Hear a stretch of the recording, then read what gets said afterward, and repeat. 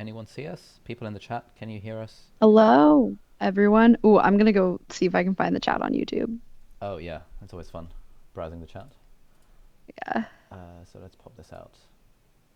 There's always like a pretty big delay between us Dang, saying do you stuff. upload like every day? This is insane. It's impressive. Um, yeah, I feel like my quality really suffers by the fact that I shit I post on feel like YouTube. it's so good. Oh, people can hear Okay, us. Um, great. I think I still don't see Hopefully the it's live stream. top-notch audio quality. Can see and hear both of you. Oh, okay. I guess I'm just lagging behind then. Anyway, hello everyone. Welcome to this episode of the Deep Dive live stream series featuring none other than Shelby Church. Shelby, thank you so much for. Hello. Good. Thanks for having me. I've been watching your channel now for a few months, so I'm like, yes, I'm excited. Awesome.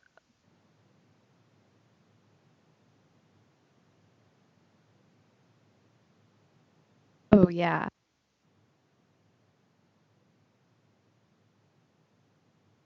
Oh, okay, okay. Oh, I love it. Yeah.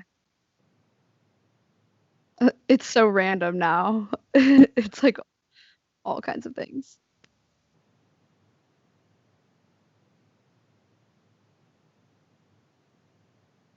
Oh I've mute. I had myself muted. Hello. oh, can no. can you hear me now? Um, one, two, three. Unmute. Testing, testing. Can you guys hear me? All entertained for now. Hopefully. No audio. Okay. Oh my god. I think I think we're good now. Hello. Can we now hear Can me? we hear? We're Ooh, back. Oh yes. yes. Perfect. Okay. So there's about a 30-second delay. Cool. I don't even know what I was talking about. But can you give us an intro for the people who don't aren't familiar with your channel? What's the how do you introduce yourself? Like, I struggle with it for so long. I've been like, I don't know, it's like random videos, but I would say it's lifestyle. My channel is lifestyle, tech a little bit, and business related. So I started with lifestyle videos back like 10 years ago, doing just, outfits I like to wear, that kind of thing. And over time, just kind of getting bored with that because I think if you're making the same thing for so long, you just are kind of like, it just gets boring. Like, how many morning routines can you make, you know? So I got to that point and I was like, okay, I'm just gonna make videos about whatever I'm interested in, like even the most random stuff, like the Amazon FBA, like you were saying. I was like, is this even, does anyone care? But I figure anything, if I edit it in a cool way, people will probably be into it. yeah, I think that's one thing that you do a really good job of. Like your Amazon FBA video on like sort of like 2.5 million views or something ridiculous like that. And like Yeah, that one's a crazy. completely random. I suppose it goes with your kind of recent stuff about making money online and stuff like that. Mhm. But that video, and I guess because so much effort goes into the storytelling and the editing. Like how long does it take you to do one of these videos on average? Probably one video would be 20 or 30 hours, depending on the video. I'll usually shoot a full day and then I'll edit it and then I'll come up with all these other shots I want to get and go shoot them and edit them. So it's probably not the most efficient way rather than just shooting everything and then editing it, but I feel Yeah. like I come up with better ideas when I have some of it kind of laid out. So I'm okay with taking more time on it. Yeah, and I guess kind of your upload frequency is about once a week. Is that right? Yeah. And do you like Yeah, stick once to that religiously, or do you kind of like, oh, I'll upload whenever and mostly once a week? I stick to the once a week like really well. I don't like I missed it a couple times just because I'll be working on a brand deal at the same time as my weekly video. But then when I'm working on two at a time, it gets really difficult. So sometimes it'll get pushed back, but usually I'll catch back up to once a week. So it's been pretty good. I've probably only missed a couple weeks this year. Oh, that's pretty good going. Anyway, so I have this long list of questions that I wanted to ask you, but top of the list is about the Tesla.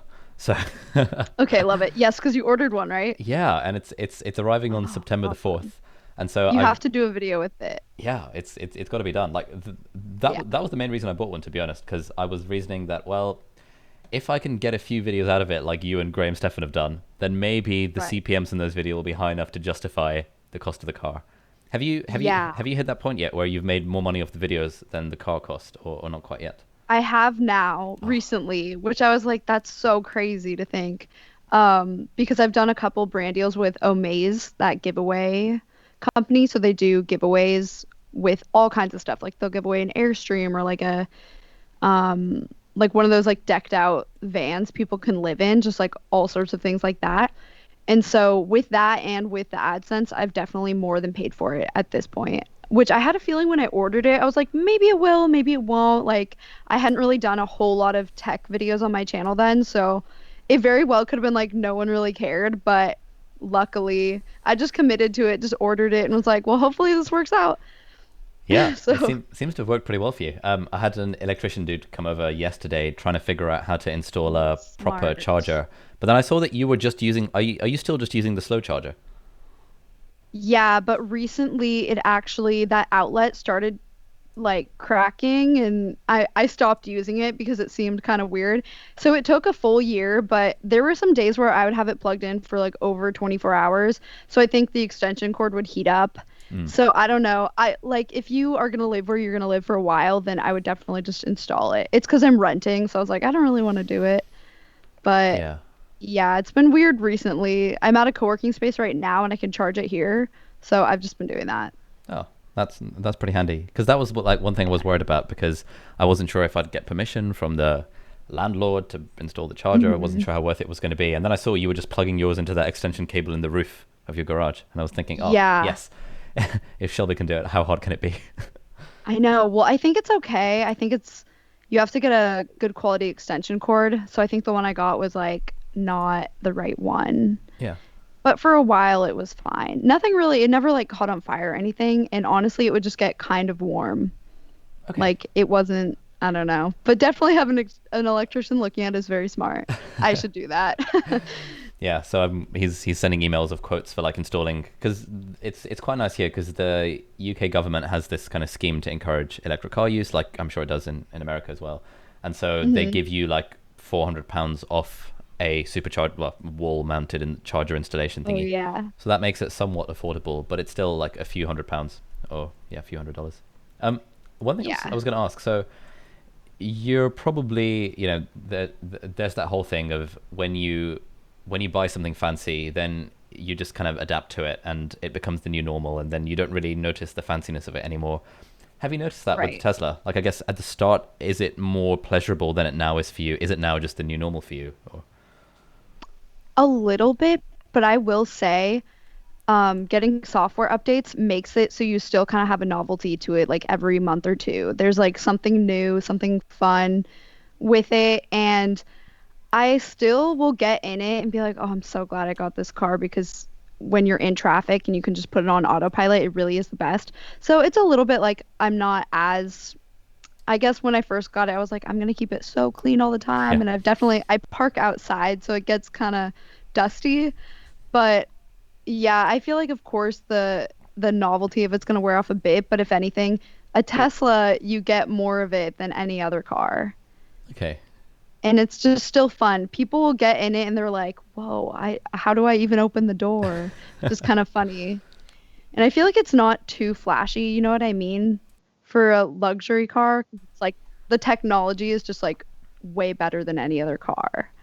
yeah. That's a nice thing that I like about Teslas is that it's one of those cars where it doesn't scream like this is a flashy car. Whereas like Yeah. if you get like a Mercedes or a like a BMW or sort of more expensive cars, it kind of screams, you know, signaling, fancy car, showing off. Like Hmm. how do you think about like the signaling aspect of it? Is that something that you think about at all? A little bit, not as much in LA because I feel like people here really care about cars and a lot of people will buy a nicer car even if they maybe it's not the smartest Yeah. decision or lease it or something like that.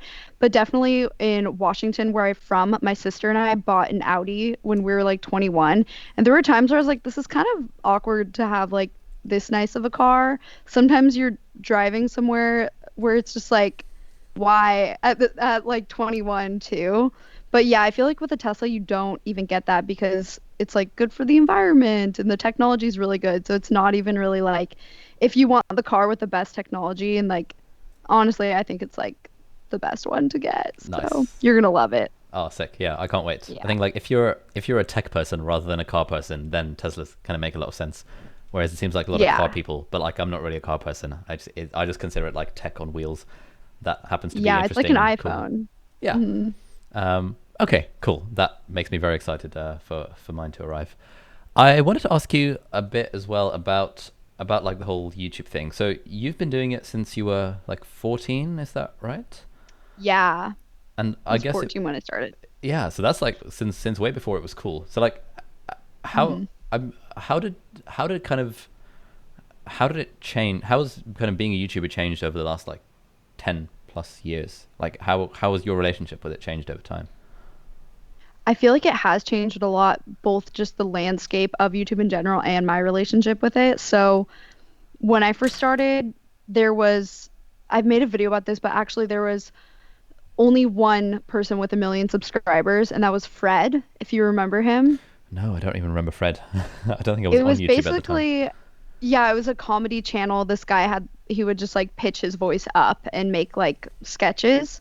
So that was the only channel with 1 million subscribers. And I think he got like a movie or something. And he was really the only one. Like there weren't people making a living off of it. Everyone was just doing it for fun. And I was 14. Like I couldn't drive. I was just had too much time one summer. And I've always liked making videos and editing them.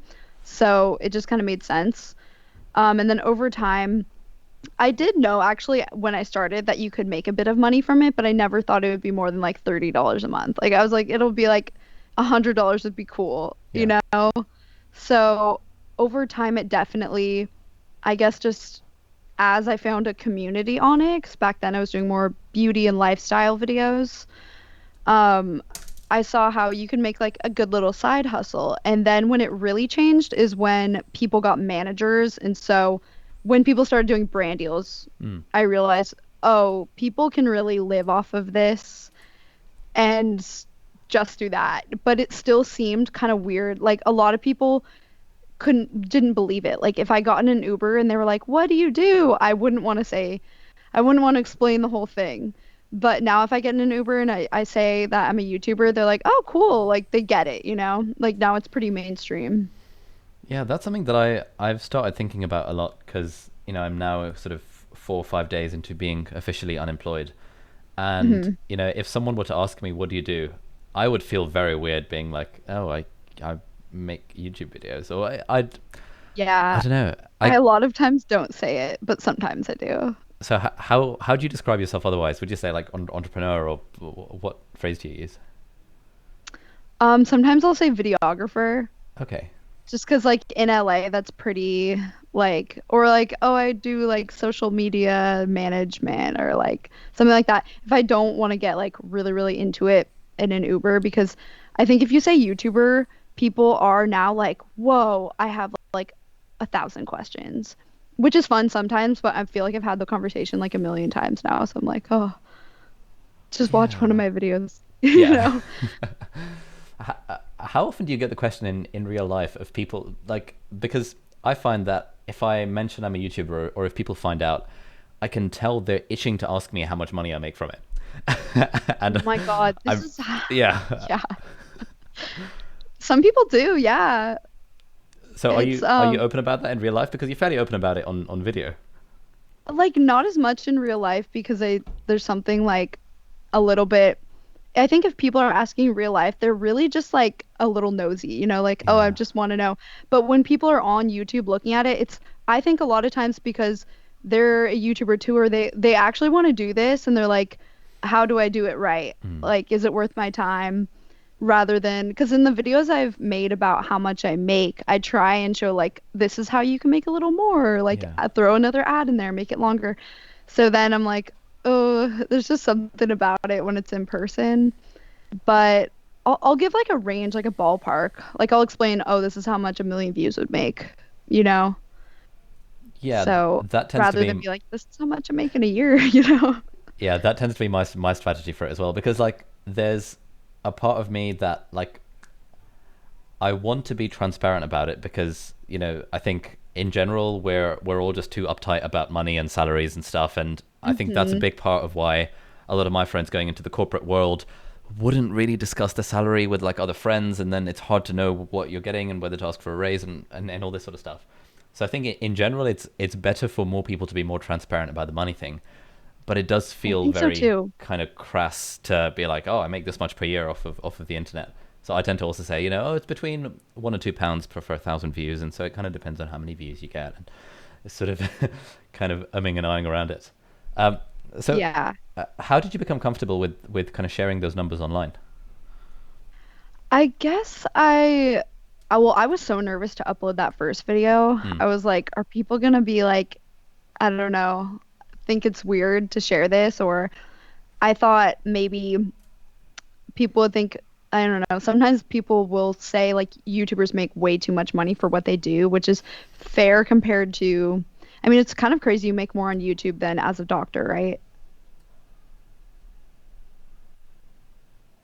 Is it lagging? oh, sorry, I missed the last 5 seconds of that because my Oh, monitor randomly turned off. oh, I, okay. That's crazy. Like you make more on YouTube than as a doctor, right?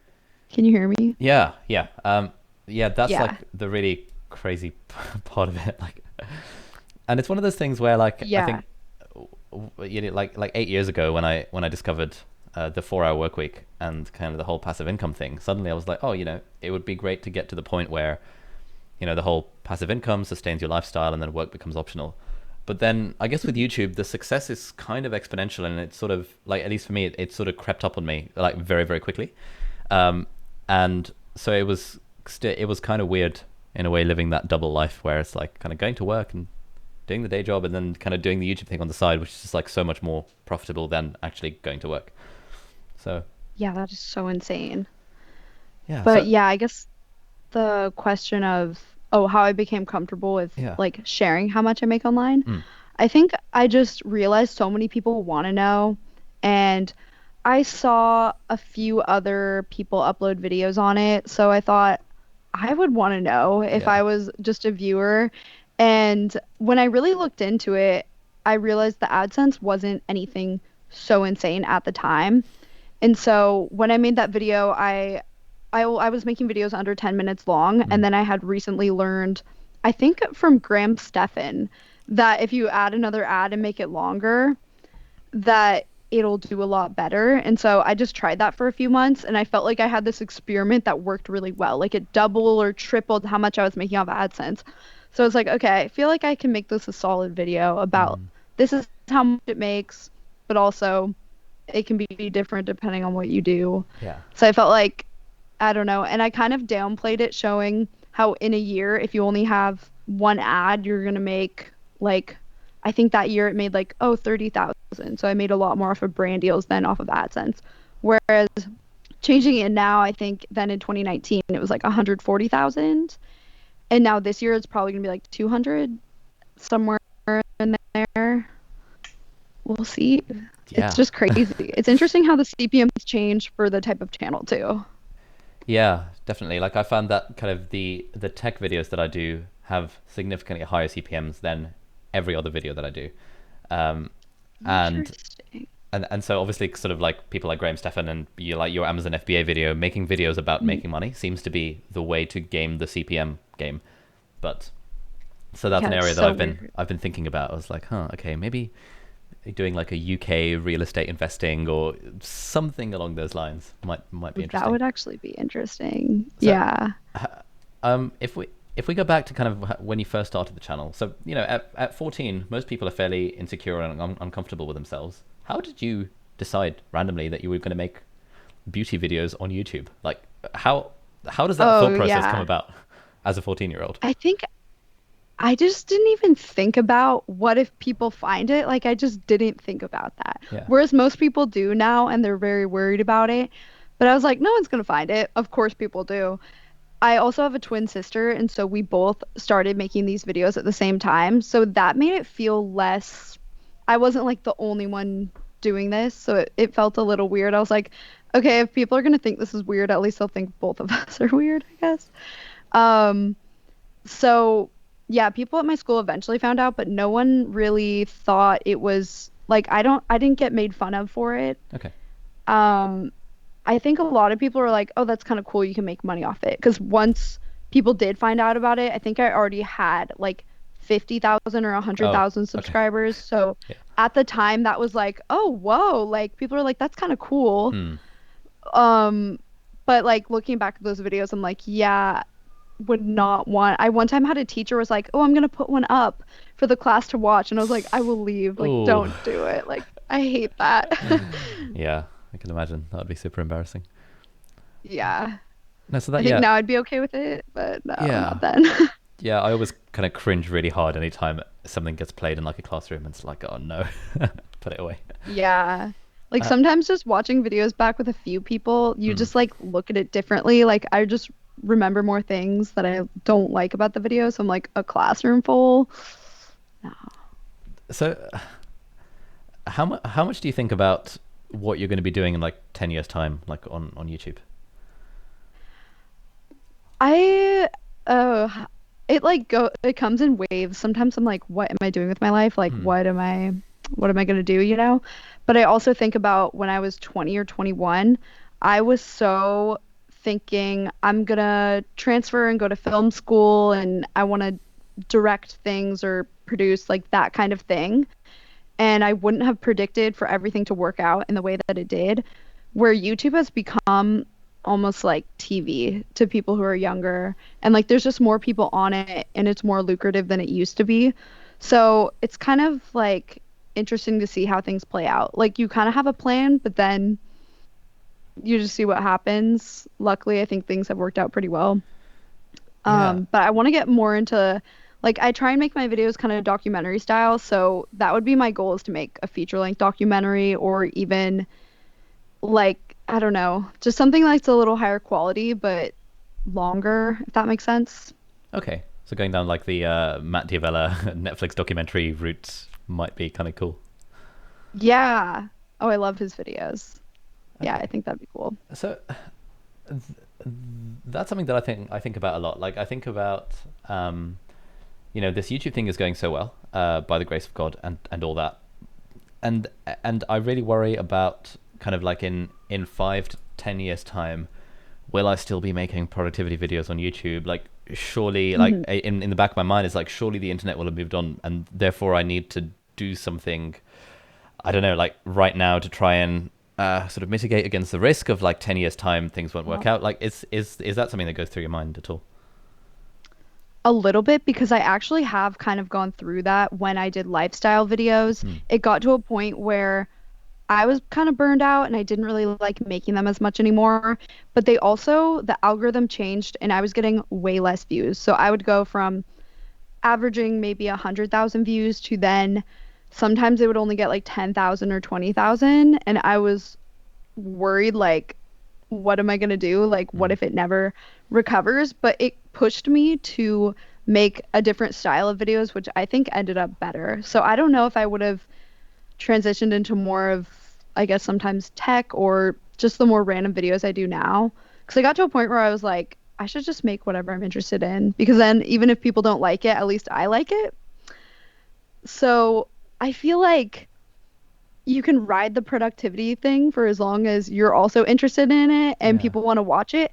But I think I think a point will come where both you are kind of over the videos about it, but I think you'll think of something else that you want to make videos about. At least that's what's happened to me.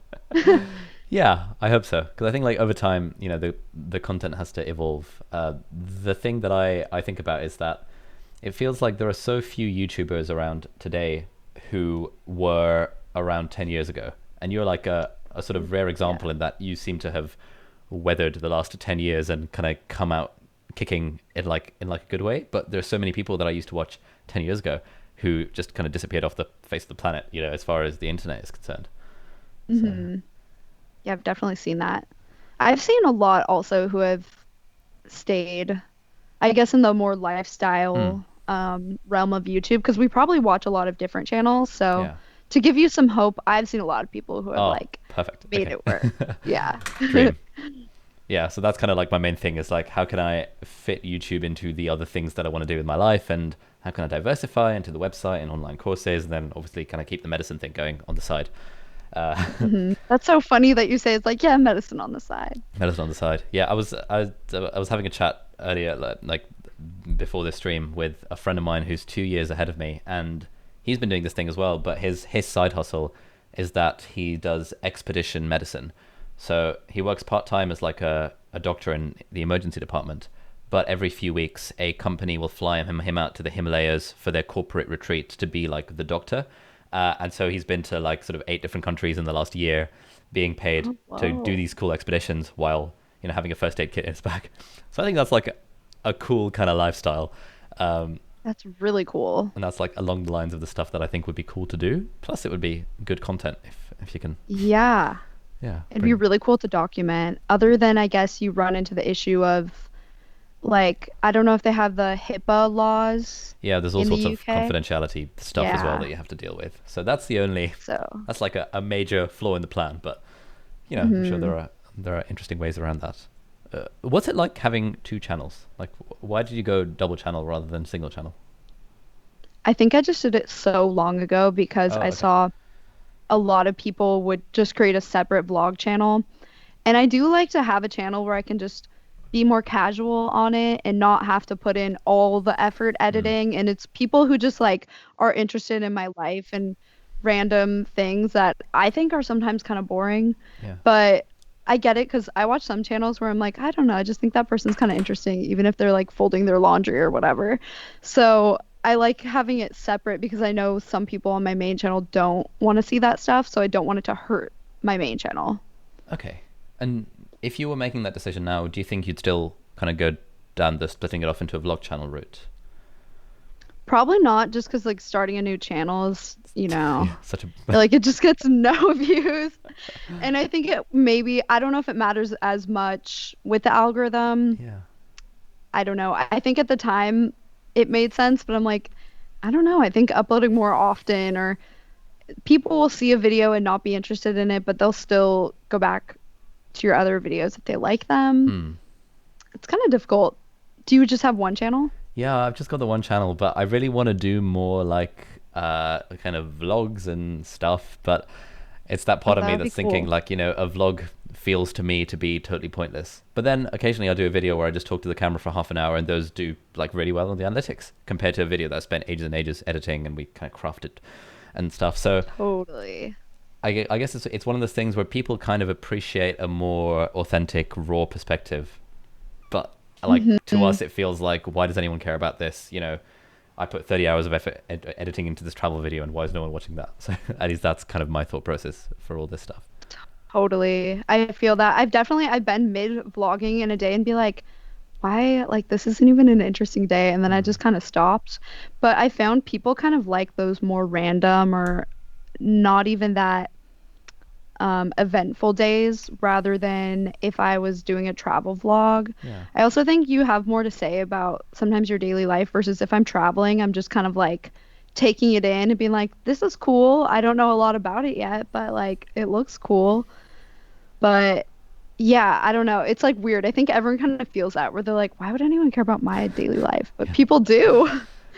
And so when you're doing like a vlog for the second channel, like, are you thinking at all about kind of the story, the narrative, and kind of voiceover versus the sort of in the moment A roll? Like, how do you approach like a vlog that you're gonna do?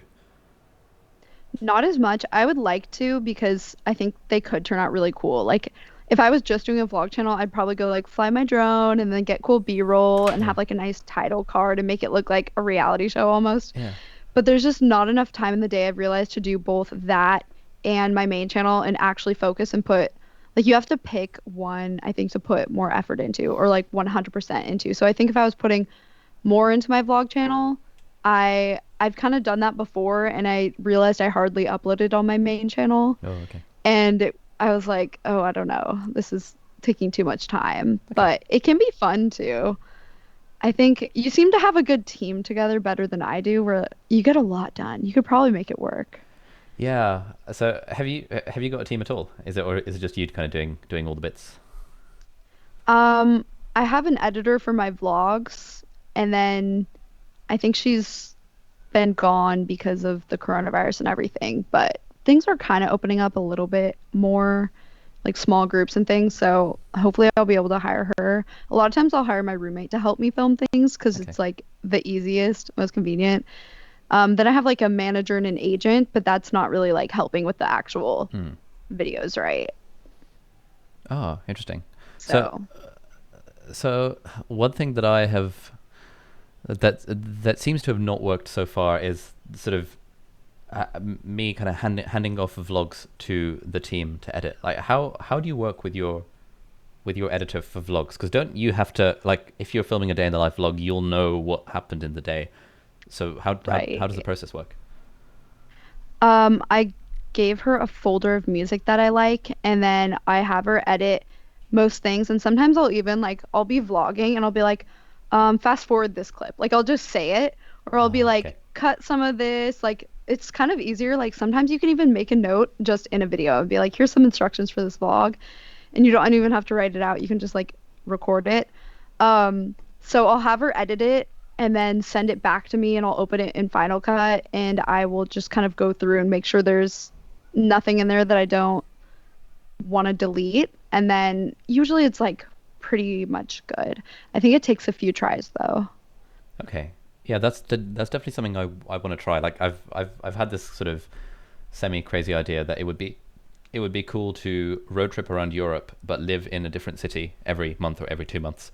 And it would be kind of cool to kind of Cool. vlog the process of doing that. And yeah, but I was even toying with the idea of maybe doing a daily vlog experiment for a week or a month and just seeing how that turns out.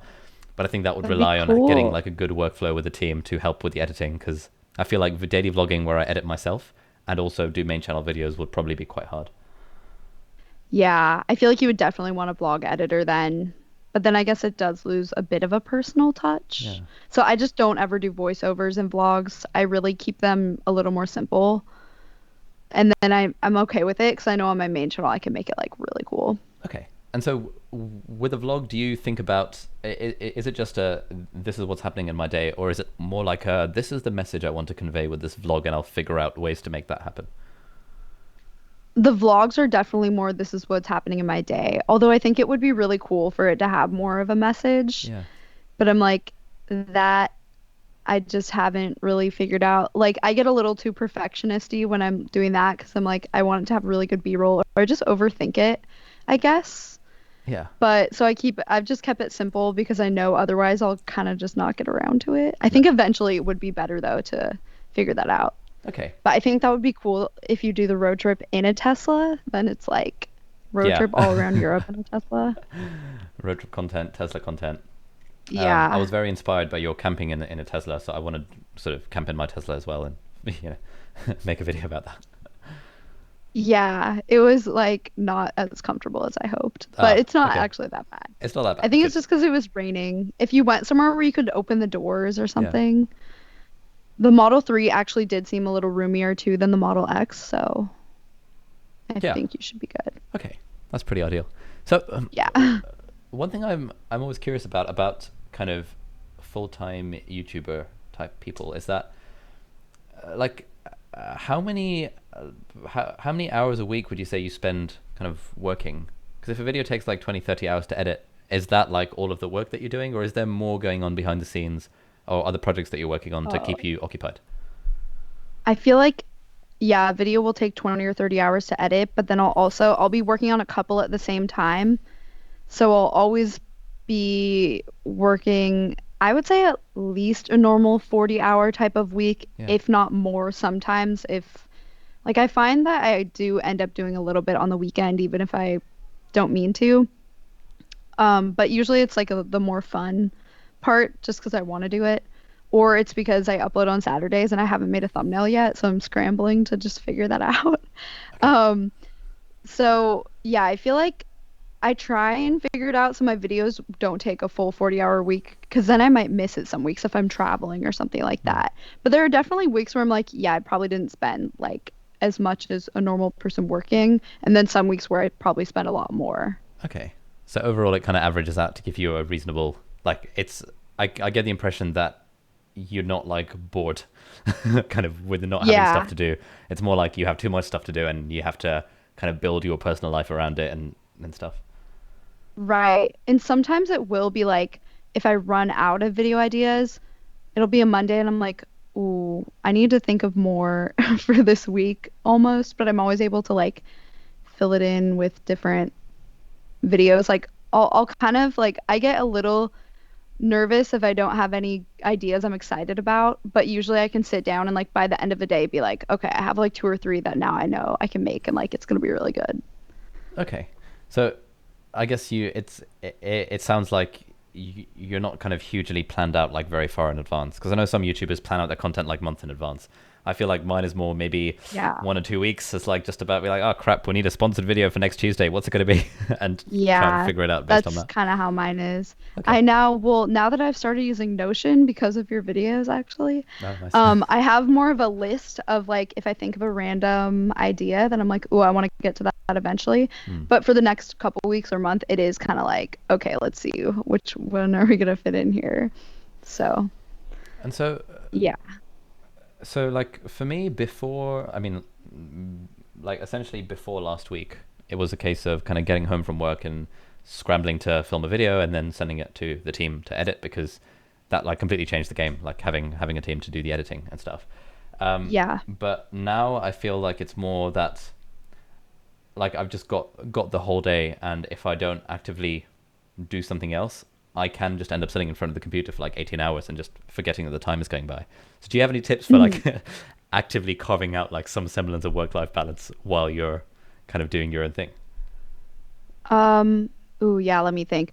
Okay, first of all, I feel like it's just like so weird at first because you are so used to going into work. And so it takes a while to just get used to working just for yourself. Hmm. Like at first, because I didn't have a full-time job before this, I just went to school. So I would always worry, like, am I being productive enough or am I spending my time as well as other people? But over time, you just kind of figure it out, I think, with that. But I always work out in the morning. I feel like that's like a good way to just get going and like go from being kind of sleepy. Like, I like to fully work out and get ready as if I was going to a normal job because it makes me feel like Hmm. just more normal. And then I've been coming to this co-working space the last couple weeks because it's the only one open in LA because it's kind of outdoor. They actually have a bunch of these in London. Oh, They're okay. really cool. It's called Second Home, Second if you've home. heard of Oh, that. sick. I'll check it out. The only one I've heard of They're is WeWork, but so, yeah, I'm posting a video about this one, I think, this week. But it's like the architecture is so interesting. Like there's a holographic curtain behind me. Um, and like a million plants. It's so cool, actually. Um, okay, I'm trying to remember the original question. Being productive. Ooh, I I like the feel whole like work-life balancing you type have your stuff. weekly videos. Yeah. Yeah, I think it does help. I mean, this is not good advice right now because of the quarantine and everything, but being able to go places to shoot things, like you've shot a lot of videos in your house, Yeah. right? And I try and think of ones that I can go interview someone or go shoot it somewhere else, Hmm. because then I feel like I'm really like using up the day doing that and it feels more like a day happened. Yeah. I feel weird when I'm just home all day. I'm like, whoa, what did I even do? Even if I was productive and was editing, I'm almost like it feels like the day didn't even happen. It's weird. Yeah. I know what you mean. There was like Yeah. there was a period of a few days I remember last year where I had like sort of 2 days off work just like in the middle of the week because I'd been on night shifts or whatever. So I had like a Tuesday and a Wednesday off. And in that time I was like, okay, I'm going to power through. And I filmed like 10 videos across the 2 days just sort of in the house. And that was basically content sorted for the next 2 months. And I was like, oh my God, like on the one hand, this is great because now I don't have to do anything for the next sort of 2 months. But But on the other hand, it also felt really, really weird, just like sitting in the house and talking to a camera for like a solid 20 hours, Yeah. and then trying to turn that into, yeah, it was just kind of a weird thing. It's definitely weird. It feels like I get like FOMO of like people's normal jobs because I'm like, it just seems more like exciting, even though it's probably not. But if I'm spending too much time, I'll try and come up with video ideas that get me out of the house or like that I have to travel for, which lately I haven't really done, but I have done a couple going to like interesting Airbnbs Hmm. and showing them like shipping containers and stuff. Yeah, So, I think that's a really good kind of genre of video where you can travel but also shoot a video about the thing. And so that was kind of mhm. my plan after seeing some of your stuff. They're like, oh, it would be cool to do a video about kind of living in Paris for 30 days. That might be just like a fun video to do, and it Yeah. would get me out of the house, like actively traveling and stuff. Because I kind of feel like Totally. I don't know how I don't know how comfortable I feel with traveling just for the sake of chilling out. Whereas I feel like if I'm I traveling know. with the intent of doing something with it, then it makes me feel better. But I don't know if that's just the sociopath inside me. I feel like that happens to me too, where I'm like almost feel weird if I'm not doing something kind of productive. Hmm. Like I went to Palm Springs and I was so excited to go with some friends. And then once I was there, I was kind of like not that satisfied because I was just like waiting for the next like meal or something. I was like, what am I doing? Like I almost feel better just working on a video. It's weird. But I did that same kind of thing that you're saying Hmm. with Paris when I went to Japan. I just wanted to go. But I was like, if I can think of three video ideas to film there, it'll be totally worth it because the trip will pay for itself. And I don't know, it'll just like it'll feel more like I accomplished something while I was there. But then in the evening, kind of chill or have a couple days where it's like just doing whatever you want. Hmm. And so, did the capsule hotel idea come before you went to Japan? As like, this would be cool if I went to Japan to do this thing. Yeah, I think that was the first one where it's like, oh, I should go to Japan and do that. Yeah. And then I thought like, oh, I could do an LA versus Tokyo rent and I did one other video there. And then I just did some stuff for fun, like a sushi class that I Yeah. didn't make a video about, but it was just fun. And I'm glad I did that because I feel like it did kind of push me to just do more during the day rather than sometimes I've traveled and it's like if it's like with some friends, we'll just kind of go see some old buildings and then go to like a rooftop bar or like it's almost the same thing in every city, but obviously I'm sure a lot of people have more interesting things to do, but sometimes I found myself doing that like if I don't plan it well. And I'm like, I didn't really make the most of that. Yeah.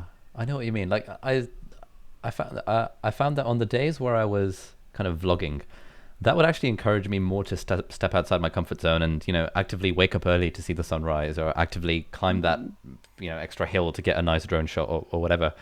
And initially I was wondering, am I living my life for the sake of content? But I feel like I live a more interesting life when I'm living life for the sake of content. So it's one of those things that I'm Yeah. still trying to sort of square in my head about, is this really the right way to live? But hey, it makes life more exciting, so why not? Yeah, especially if you're doing like just a day where it's if you're just going on some kind of solo adventure, I feel like it does make it more interesting. Hmm. The only time I think vlogging gets in the way of life is if you're with people who just don't want to be on camera, Yeah. you know? Have you run into that at all? Yeah, a few times, especially in like med school. I always had like a few friends that were like, Oh, "No, I yeah. do not consent to being on camera," and I'm like, "Okay, fine." Then have to sort of Yeah. craft the vlog around them not being in the camera. Is that hmm something that you get, or are most of your friends fairly YouTubey?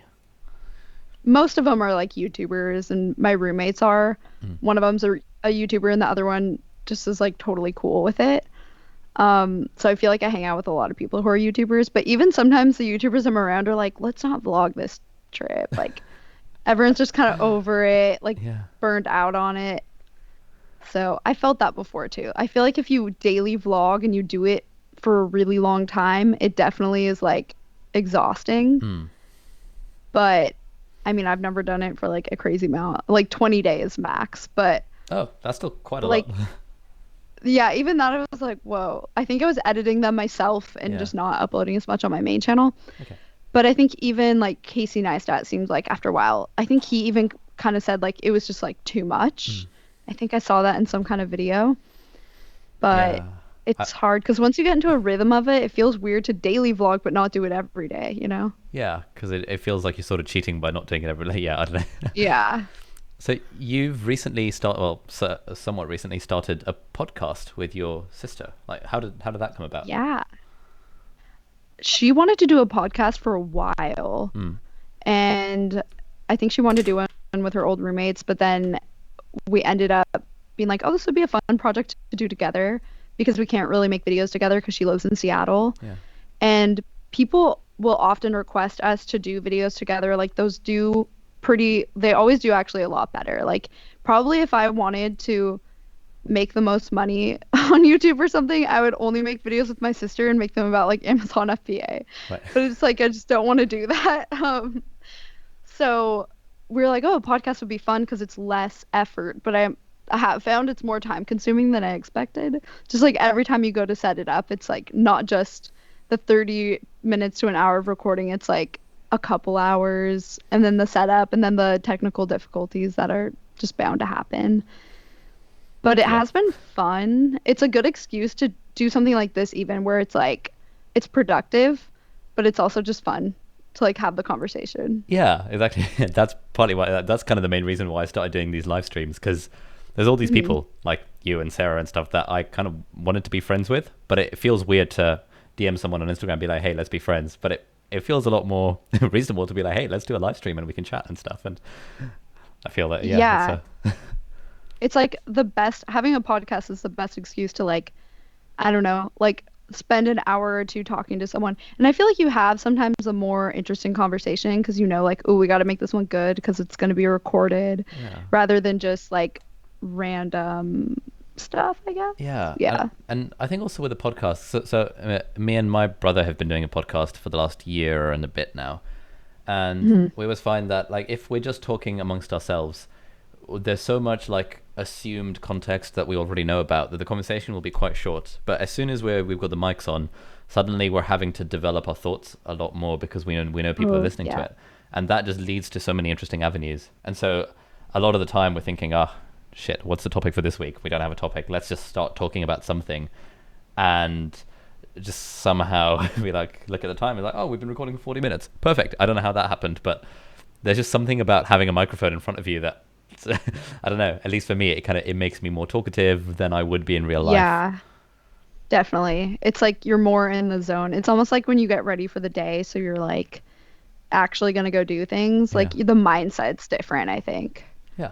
So how do your parents feel about the fact that you and Monica are both YouTubers and sort of famous on the internet and stuff? Like, is that something that they Oh, think is yeah. weird? Like, how do they react to it? I think at first they were like, "Oh, cool. Like that's cool. You like make a little bit of money." Probably at first they were like, "Don't talk to strangers online," Yeah. but I think everyone realized like it's not really like that. Like no one's really too worried about that anymore. And then over time, for a while, I think they didn't even really watch our videos because my parents are very much like, "How do I go on YouTube? Mm. Like, can you show me?" But more recently, they actually know how, and I think they do watch the videos. And my mom kind of wants to start a channel of like gardening and stuff. And I'm Oh, like, yeah, you should do it. But nice. it's kind of hard. Sometimes they want to start a channel, but it's just like the editing Mm. is stops people a Yeah, lot of the time. But it's quite like the technical technical barrier to entry, which mhm. in a way is good because when you're a reasonably big YouTuber, like you kind of don't want people to encroach on your territory while at the same time Mhm. encouraging people to start YouTube. It's like one of those weird things. Like I always feel like as much as I always say to people like starting a YouTube channel is like the best thing ever. I also Mhm. feel like within my niche of like medical people who are into this sort of personal development stuff, I kind of want to be the gold standard, and so I will go out of my way to get the fanciest camera and lights and stuff just to make sure that there's some kind of edge that's keeping me ahead of kind of the newcomers. Even though the other part of me is thinking, no, no, no, it's a collaboration, it's not competition. Don't need to think like that. Is that something that you ever think about, like uh, being like a big YouTuber and other smaller YouTubers kind of up and coming? Kind of, just because I look at it where I'm like, the world just doesn't need more YouTubers, you Mm. know? It's like, what is it even adding to anything? I think it's a lot of people's stories can help people, but it's like when someone really is just they want to be a YouTuber just for the lifestyle, but they Yeah. don't really like filmmaking at all, or they Yeah. don't really care, or just a bit impatient about it, then I'm like, I'm glad there is that technical part that weeds people out, or that Yeah. in the beginning you don't make any money from it. And then if you get past that, then I think it can be like very, very lucrative. But I think that's good because it kind of keeps people out that are like really just trying to get Yeah. famous or whatever, like just make money, or it's like there's probably easier ways to make money than YouTube. Like at least that's what I've realized with doing a video about Amazon FBA and different things like that. But yeah, I think it's like if someone enjoys it and their videos are interesting, they actually like it, or they have like a cool topic that's like so unique. Mm. Like I think it's cool that you're a doctor and a YouTuber because it's like how many people can really do that? Yeah. Probably more now, but it's like not a lot even think to. Yeah. Yeah, it's kind of nice having that having that badge. I've kind of realized that Yeah. anytime someone like if I meet someone and they're like, "Oh, you're the Doctor YouTuber guy," I'm like, "Yeah, well, I guess that's kind of my identity now," which is Yeah. fine. So apart from the YouTube channel and the podcast, have you got like other side hustles that you're working on, other sort of projects, or is that kind of your main focus right now? I have been working on a couple documentary type videos that I'm like, this would be really cool if it eventually was on a streaming platform, Yeah. which I would say the idea, but I'm like, I'll wait until I have more. Yeah. I almost don't want to jinx it where I'm like, get all excited about it and then Yeah. I don't know. And it's also been a little bit more difficult with the world mostly shut down, but it seems like people are still doing like 6 feet away, recording in a peer space rental that's like, I don't know, where there's a lot of space, but not having like a huge crew or anything. Yeah. Um, I also, so random, but I made a video about Medium, and that has weirdly like kind of made a good amount of money. Oh Like, yeah. yeah, I'm like, I should probably put more time into this because the amount of effort is so much less than making a full video. Yeah. And a lot of the videos I'm already making, I could put into an article. And so I'm like, why don't I just do that? Something about writing is a little bit intimidating though, because it's so formal. Whereas a video, I feel like you can like be more playful with a little bit. Yeah, that's true. That's something that I think about a lot as well. Like especially after seeing your video and basically you just wrote it up as a Medium article. It's like, oh, Yeah. that can work really well. I've got all these videos on my channel. Most of them would probably work as articles. Um, do you think at all Mhm. about kind of having them hosted on your own website versus on Medium, kind of for long term?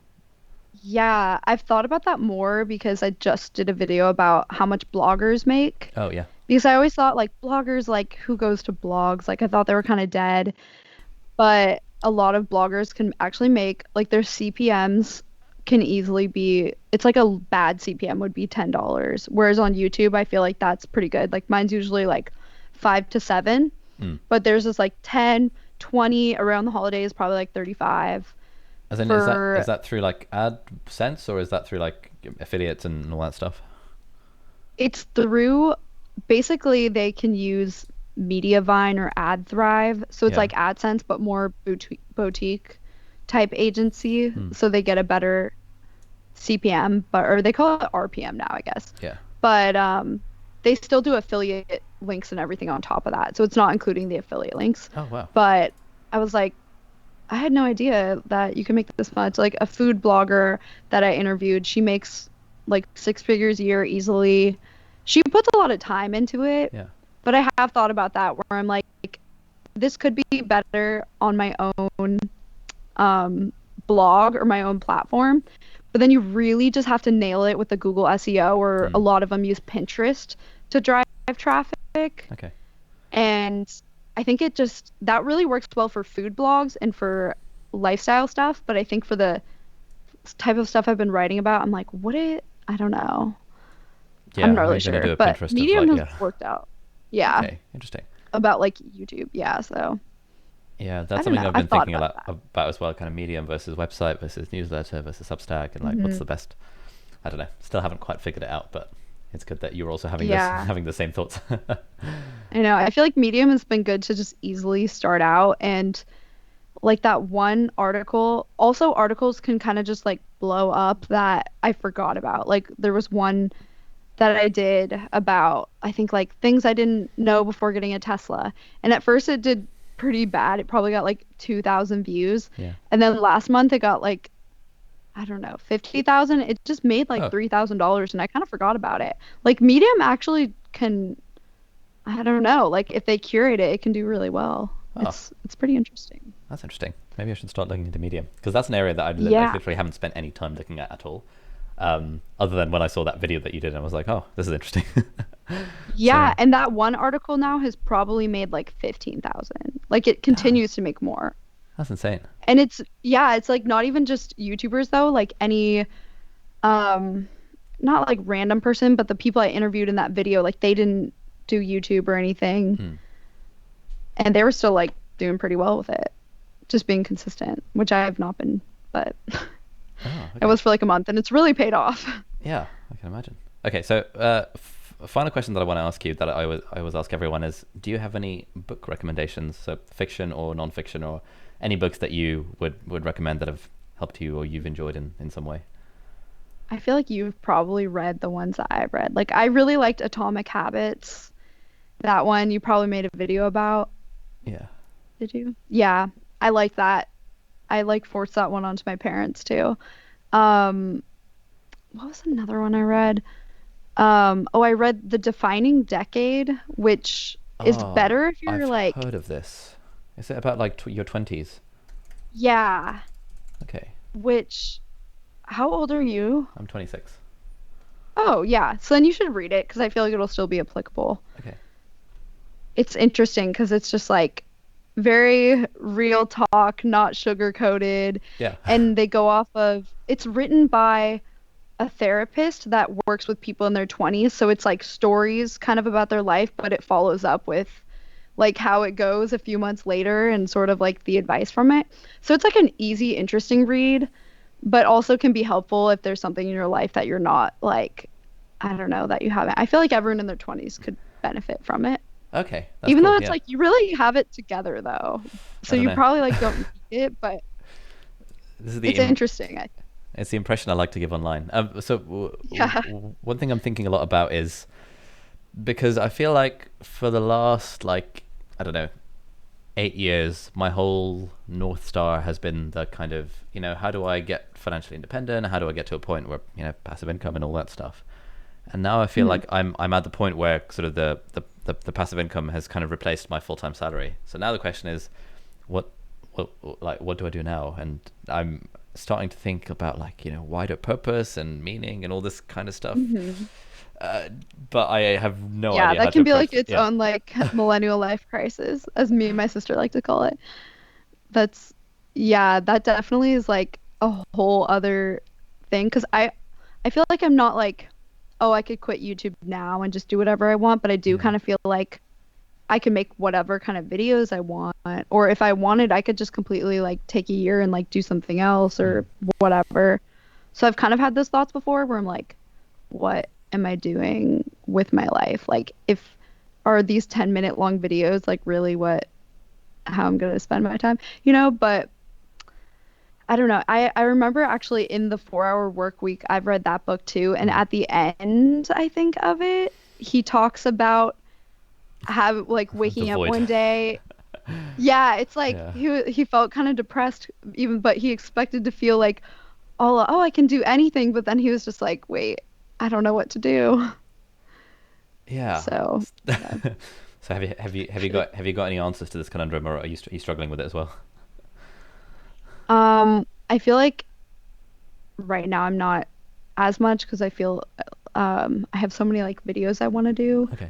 but okay, I could totally see that because it's like you now you have a year, you have so much more time and you kind of like but you can make videos about like pretty much anything, which would be cool.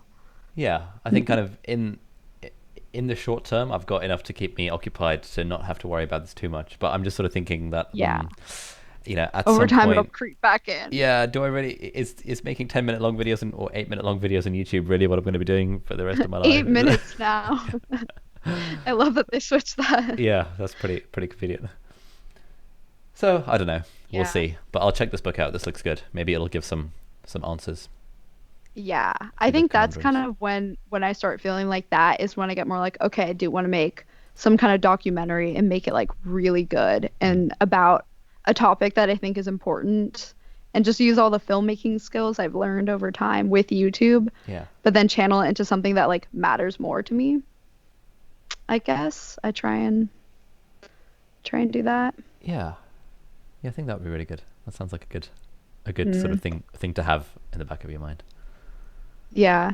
Or just making a video like just because you want to, like not even thinking at all about how it will do in terms of views. Yeah, Maybe how even not even uploading it, just like making Ooh. one to make. I mean, I usually end up doing that, but Yeah, I was doing one of these live streams with this other like productivity dude who's like also like a life coach, and he was saying, I think it was him, or it might have been if it had been Sarah who was saying this. He was like, they were like, how would you feel if you did everything for the video, but instead of hitting upload, you hit the delete button? And my mind was just blown. I was like, whoa, whoa. oh my gosh. Imagine doing everything for a video if like and then press the delete button, because I think the story I was kind of telling myself is that I'm doing YouTube because it's fun and I enjoy the filming and enjoying the editing and bloody blah, blah, blah. But I Mhm. wouldn't enjoy it if I deleted the video, and sort of the publishing and the comments and the feedback and that side of it is such an important part of it that I hadn't really considered before kind of being confronted with that question. Yeah, I know. I feel like if I deleted the video, there's like very few videos where I feel like it would still have been worth it. Like the ones where I've learned a lot, like investigative Mm, journalist version of me making a video, then yeah. I'm like, okay, it was still cool, but a lot of them I'd be like, wait, I Yeah. love reading the comments. That's Yeah. the one thing about podcasts actually that bothers me. I'm like, every time I upload it, I'm like, I want comments. Like, I want to like read, but it's like some emails or DMs. It's like, I wish it was all in one place. Yeah, like people have to actively go out of their way to comment on a podcast, whereas Hmm. it's so annoying that there's no kind of built-in system for that. Yeah, that'd be Like, fun. so if you, for example, if you get a video that you look at the app and it's 10 out of 10 on the analytics, do you also feel that sense of what is life, and feel depressed the rest of the day, or have you got a healthier relationship with the numbers than Oh I my do? gosh. I don't know if I've ever. Does it tell you? Does it give you a rating like 10 out of 10? I think it does, doesn't Yeah, it? on the YouTube Studio app, But I haven't. it tells you how your video is doing relative to your previous 10. And so I've Oh. had a few 10 out of 10s recently, which is like it's the 10th worst out of the last 10. I'm like, oh shit. Oh, so it's not good. Yeah, so like, Getting 10 is not yeah, so good. getting 1 out of 10 is like, yes. Getting 10 out of 10 is like, oh my Oh. god, what is my life? I might as well kill myself right now. So, Oh yeah. Okay, so I feel like that's the great thing about YouTube is it's like we upload so often that it almost doesn't matter. Like if one video flops, I'm just like whatever, on to the next one. It mm, would be so troubling if that was like a documentary that you worked on for like 3 years yeah. and then it just didn't. Like I think about it in that like relative to that, and then I'm Mm, like it's okay like if one video doesn't do well. Plus I've had a lot that at first were not doing well but then picked up a few months later and became like pretty popular, so I try not to get too worried, although sometimes you can't help it. Like my last video isn't really doing that well, my last two, but I'm just like all right, focusing on the next one. nice. Yeah, I think that's probably a And healthier way of dealing sometimes with I it. can tell, yeah, I mean it's like that took time to get to, but Mm, that's what I'd recommend. okay, Just cool. like get excited about the next video Excited about and the be next like, one. well, maybe it'll pick up. It'll hit Yeah, the algorithm. It will. yeah. It's always got that chance of randomly being recommended to people, and then there's things Hmm. happening. Anyway, yeah, cool. Thank you very much for coming on the live stream. I feel like I've learned a lot, and I hopefully will now have a healthier relationship with analytics. And I'm very excited about the Tesla, so can't wait for that Yeah. to come on. Oh, I'm excited to see it. Thanks for having me. This was fun. Yeah, this has been good. Is there anything you'd like to kind of plug to the audience, the people that we have listening? We've got all your Hmm. links and stuff in the video description. I guess I'll plug my podcast. I forget to do that, but I'm like, sure. Me and my sister have a podcast. It's called Millennial Life Crisis, and we interview people. You should come on it, actually. That'd be cool. Oh, that'd be fun. Um, Yeah. yeah, we interview people and talk about if they've had like a quarter life crisis, but then also kind of random things, what they're up to. And it's kind of fun. It's like a lifestyle-y podcast. So check it out if you want, Alrighty. if Right. you're Well, into that. well, Cool. yeah. Thank you very much, Shelby, for coming on. Thank you everyone for joining on the live stream. And yeah, links to all of the bits in the video description, links to all the books that I mentioned, and links to all the Shelby stuff. And sign up to the podcast, subscribe to the podcast, as they say. Thanks everyone for tuning in, and we'll see you next time.